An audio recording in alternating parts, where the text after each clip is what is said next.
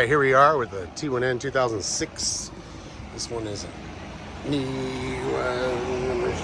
2500. Anyway, it's got the cool coastal bumper on it, but what we did is put on an auxiliary transmission cooler. Now, usually it would have a different kind of bumper, so it makes the standard, but we had to do a little custom work. So we put a little grill underneath like that. You can see that screen to protect it from rocks. And basically, you can see you got yourself a little transmission cooler.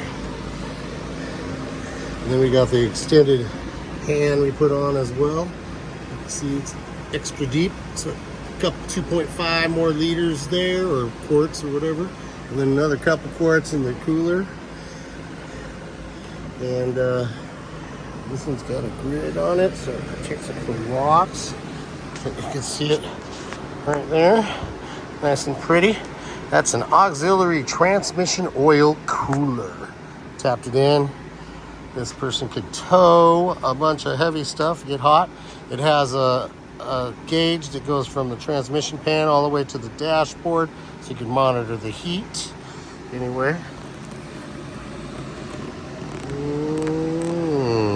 That is a T1N auxiliary transmission cooler and extended transmission pan. Double combo.